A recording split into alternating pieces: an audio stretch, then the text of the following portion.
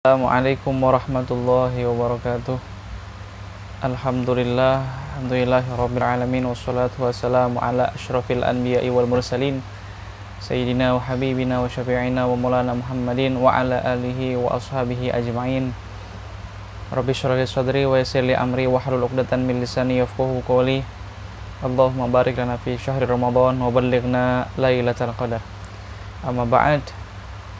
Segala puji bagi Allah Subhanahu wa taala yang sampai hari ini Allah masih memberikan kepada kita nikmat-nikmatnya, dari nikmat sehat wal afiat serta nikmat panjang umur Allah berikan kepada kita. Sampai hari ini Allah masih memberikan kepada kita nikmat mencium aroma bulan suci Ramadan, merasakan nikmat rahmat, maghfirah, ampunan, keberkahan di bulan suci Ramadan. Yang kedua, salat bertangkaikan salam kita curahkan kepada baginda dalam Sayyidina Muhammad sallallahu alaihi wasallam. Semoga salawat dan salam kita tercurahkan dan Rasulullah akan memberikan syafaat kepada kita di hari kiamat. Amin ya rabbal alamin. Pada malam hari ini atau pada tanggal 23 Ramadan, yang mana tanggal ini adalah tanggal ganjil. Kata Rasulullah sallallahu alaihi wasallam, iltamisuha fi ashir awakhir. Cari malam Lailatul Qadar di 10 hari terakhir daripada bulan suci Ramadan. Kemudian para ulama mengatakan bahwa malam Lailatul Qadar itu jatuhnya malam-malam yang ganjil. 21, 23, 25, 27, 29. Kemudian Al-Imam Ghazali mengatakan di dalam kitab I'anat Talibin karangan Sayyid Abi Bakar Syato, beliau mengatakan kalau awal Ramadan dimulai pada hari Jumat, maka Lailatul Qadar jatuh pada tanggal 27. Nah, akan tapi kita tidak hanya beribadah pada tanggal 27, tapi pada malam hari ini atau mungkin besok atau besoknya itu adalah malam Lailatul Qadar. Malam Lailatul Qadar adalah malam yang lebih baik daripada 1000 bulan. Hadirin jamaah Gunung Haji Masjid Jami' Tambora dan para hadirin yang lainnya yang mendengar video ini, mudah-mudahan apa yang Kak Al-Fakir sampaikan bermanfaat. Al-Fakir akan membuka kitab Fathul Qorib, akan membahas tentang zakat fitrah. Sebelumnya, apa sih yang disebut daripada zakat? Zakat adalah mengeluarkan bahan makanan pokok dengan ketentuan tertentu. Nah, zakat itu adalah kita mengeluarkan makanan pokok kita di Indonesia. Bahan makan pokok kita adalah beras atau nasi, maka di situ kita diharuskan untuk mengeluarkan zakat. Nah, kemudian bagaimana kita mengeluarkan zakat? Apakah boleh dengan uang? Imam Malik, Imam Syafi'i sepakat kalau misalnya zakat fitrah itu menggunakan beras dan tidak sah untuk menggunakan uang. Nah, menurut Imam Ahmad bin Hambal, beliau mengatakan boleh memakai uang. Nah, apa sih faidah daripada zakat? Hikmah daripada zakat ini adalah bentuk sosial di antara satu orang muslim dengan muslim yang lainnya. Saling keterpedulian di antara satu dengan yang lainnya. Itu adalah hikmah daripada zakat. Jadi yang kita punya uang, hadirin yang punya uang, nanti di hari Lebaran bukan cuma kita doang yang merasakan, tapi orang yang tidak punya uang juga merasakan kebahagiaan di hari raya Idul Fitri. Nah, kemudian di sini dikatakan watajibuz zakatu fi khamsati asya. Wajib mengeluarkan zakat 5. Apa aja sih yang harus dikeluarkan? Al-mawashi. Nah, boleh yang pertama itu adalah makanan pokok Yang kedua, al-athman. Athman adalah saman. Artinya apa? Az-zahab wal fiddah. Jadi zahab, emas, dan perak. Yang ketiga, az-zuru', yaitu makanan bahan pokok. Terus yang keempat, as-thimar, buah-buahan. Yang kelima adalah urudut tijarah, bahan tambangan, timbangan, bahan seperti minyak tanah atau yang lain-lainnya. Tambang, bahan tambang minyak. Nah, kemudian yang kita akan bahas pada hari ini adalah zakat fitri. Nah, di sini saya akan menjelaskan kapan dimulai diwajibkan zakat. Yang pertama adalah di sini dikatakan watajibu zakatul fitri, diwajibkan zakat fitri ini atas siapa. Nah, sebelumnya akan dibahas tentang wal aslu fi wujubi zakatil fitri qabla ijma'. Asal daripada kewajiban zakat fitri itu menurut khabarus sahihain, di dalam hadis an Ibnu Umar radhiyallahu anhuma, dari sahabat Ibnu Umar radhiyallahu anhuma, beliau mengatakan faradha Rasulullah sallallahu alaihi wasallam, Rasulullah sallallahu alaihi wasallam mewajibkan, memfardukan zakat fitri, mengeluarkan zakat fitri min Ramadan, daripada bulan suci Ramadan. Untuk siapa Rasulullah mewajibkan untuk mengeluarkan zakat fitri? Siapa yang Rasulullah wajibkan? Alan nasi, seluruh orang. Nah, apa sih yang harus dikeluarkan dan berapa yang harus dikeluarkan? So'an min tamarin au so'an min syairin. Satu so' daripada kurma atau satu so' daripada syair. Syair itu adalah gandum. Nah, pertanyaannya, satu so' itu berapa?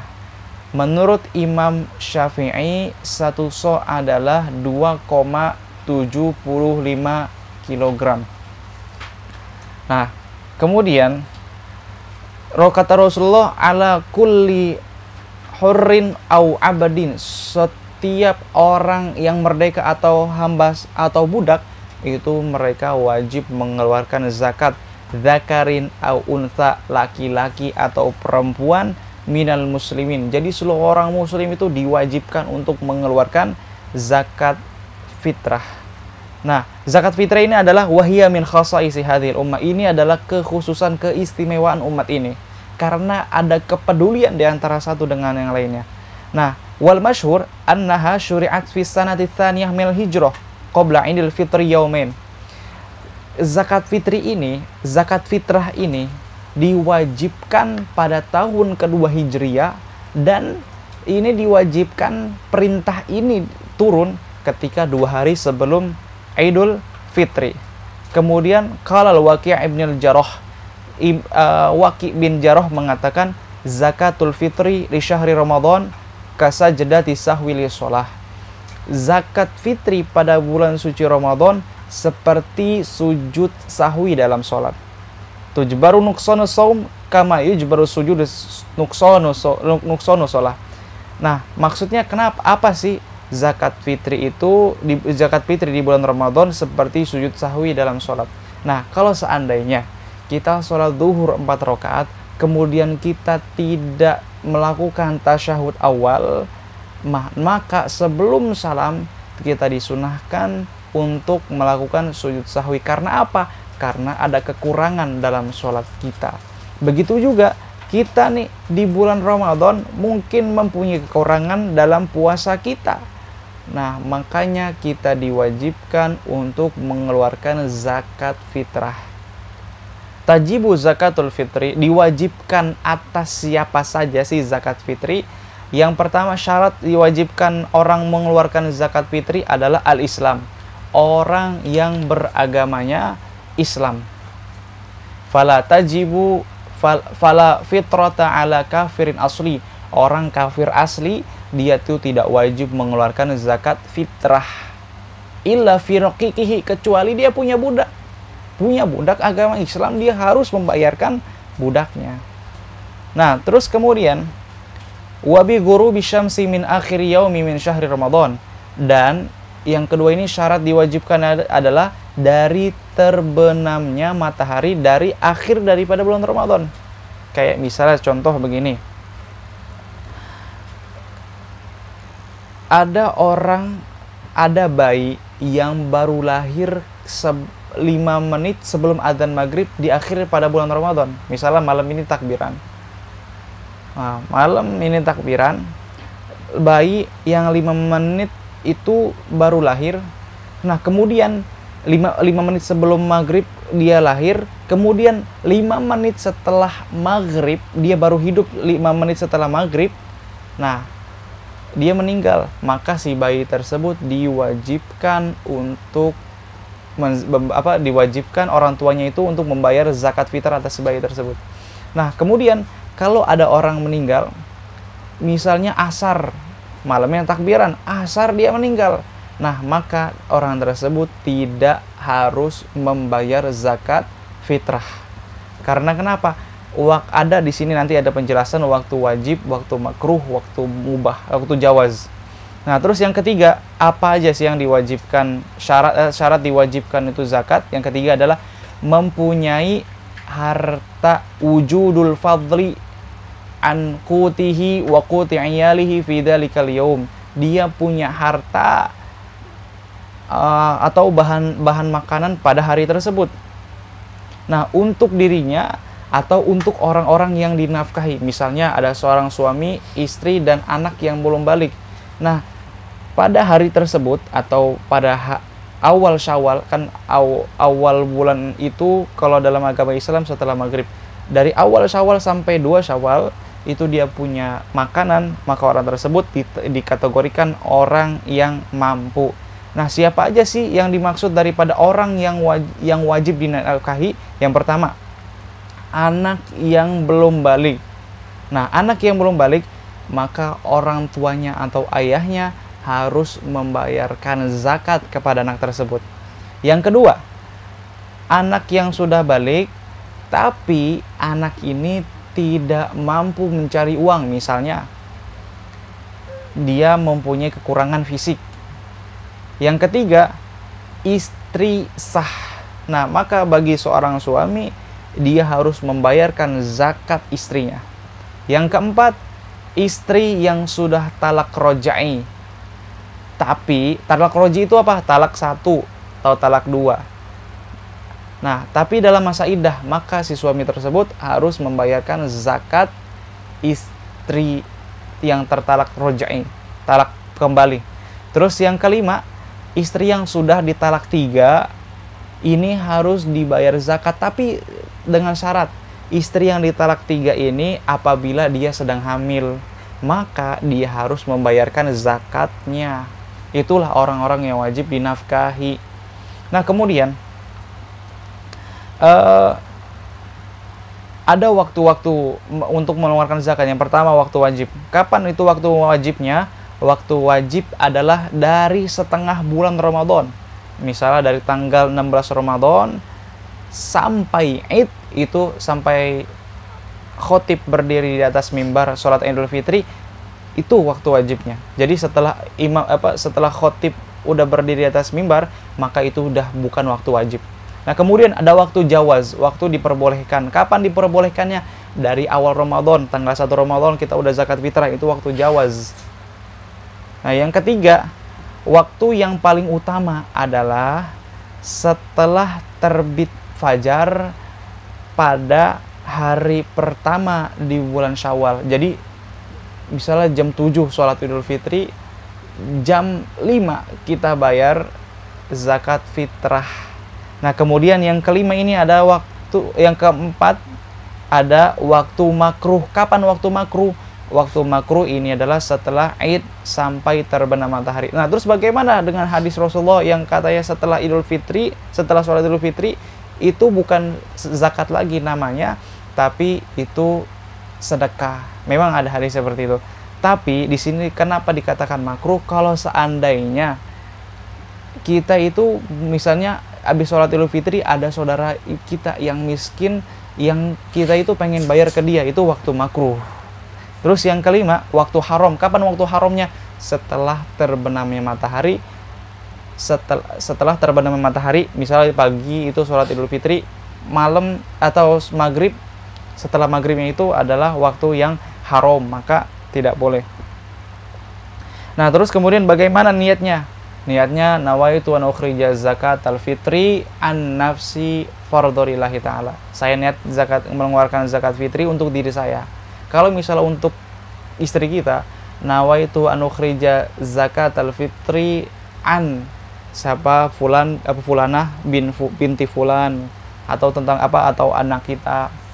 Nah, itu kemudian wa tudfa'u zakatu ilal asnafi tsamaniyah, ada 8 orang yang berhak menerima zakat.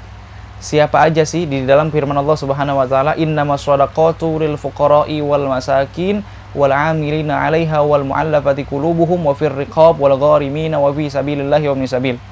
Saya persingkat. Yang pertama itu adalah orang yang berhak menerima zakat adalah orang fakir. Apa sih yang disebut daripada fakir? Fal faqiru fi zakati huwal ladzi la mala lahu wa la kasba yaqau mauqi'an min hajatih. Nah, orang fakir adalah orang yang tidak punya harta dan tidak punya kemampuan untuk mencari harta. Yang kedua, wal miskin, orang miskin. Orang miskin ini adalah orang yang tidak punya harta tapi dia punya kemampuan untuk mencari harta. Di sini dikatakan kalau dalam kitab Fathul Qorib, wal miskin man qadara alaihi malin ala malin au kasbin yaqau kullu minhuma mauqi'an fi kifayatihi wa la yakfih. Dia itu punya harta tapi tidak mencukupi untuk kebutuhannya. Contoh begini, kaman yahtaju ila asyratin darahim wa indahu sab'ah. Kalau misalnya kita ke Indonesia kan, dia itu butuh 10.000 untuk makannya.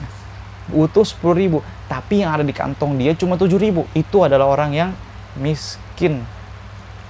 Nah, terus yang ketiga, orang yang berhak menerima zakat adalah wal amil, orang yang ngurus zakat. Ya, itu orang yang mengurus zakat. Terus yang keempat adalah wal mu'allafatu qulubuhum, yang hatinya lemah, orang mu'allaf yang baru masuk Islam. Kenapa orang mu'allaf ini dikasih zakat? Karena di sini dikatakan wa niyatuhu dhaifah, karena dia imannya masih lemah. Makanya untuk bentuk sosial kepedulian kita terhadap saudara kita yang baru masuk ke dalam agama Islam, itu diberikan zakat fitrah. Nah, terus yang kelima, yang selanjutnya, wa fir riqab, hamba sahaya, dia berhak menerima zakat. Terus yang selanjutnya, wal gharim, orang yang punya hutang.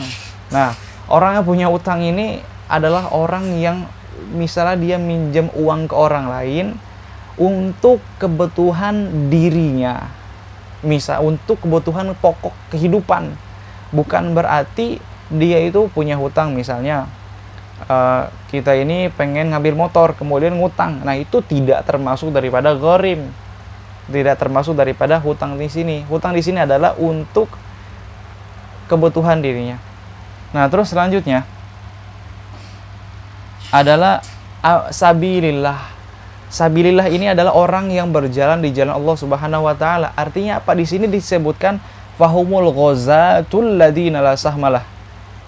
Adalah orang yang berperang di medan, orang yang berjihad di medan perang. Jadi orang yang perang kayak dulu ada perang Tabuk, ada perang Badar, itu adalah orang yang dimaksud di jihad sabilillah. Nah, terus bagaimana dengan guru? Guru kan di jihad sabilillah, atau santri juga jadi sabilillah. Nah, di sini tidak dikatakan, tidak termasuk daripada sabilillah dalam zakat. Kalau misalnya ada yang mengatakan guru itu berhak menerima zakat, ustadz itu berhak menerima zakat, nah maka itu adalah pendapat yang kurang tepat. Nah, terus bagaimana kalau misalnya biasa di sini itu ada ustadz yang menerima zakat? Nah, itu kurang tepat. Nah, kalau misalnya kita pengen memberikan zakat atau membayarkan zakat kepada guru kita, bukan kita melihat oh itu guru, bukan, tapi kita lihat dalam kategori dia miskin atau tidak, dia fakir atau tidak. Nah, kalau misalnya guru kita miskin atau fakir atau yang lain-lainnya dalam 8 ini, nah maka kita itu memasukkan kategori tersebut bukan dari guru, tapi miskin atau fakir. Nah, kalau seandainya gurunya punya motor bagus, punya mobil, nah dia tidak berhak menerima zakat dan tidak sah zakatnya. Nah, tidak sah zakatnya. Nah, kemudian ya apa yang selanjutnya adalah Ibnu Sabil. Ibnu Sabil ini seperti kita punya kawan di luar negeri, mereka itu belajar di sana. Nah, ini adalah Ibnu Sabil. Nah, mungkin cukup sekian presentasi dari Al-Fakir. Kurang lebihnya Al-Fakir mohon maaf. Mudah-mudahan apa yang kita dengar hari ini, apa yang kita pelajari hari ini menjadi ilmu yang bermanfaat di dunia akhirat. Wallahul muwaffiq ila aqwamit thoriq. Assalamualaikum warahmatullahi wabarakatuh.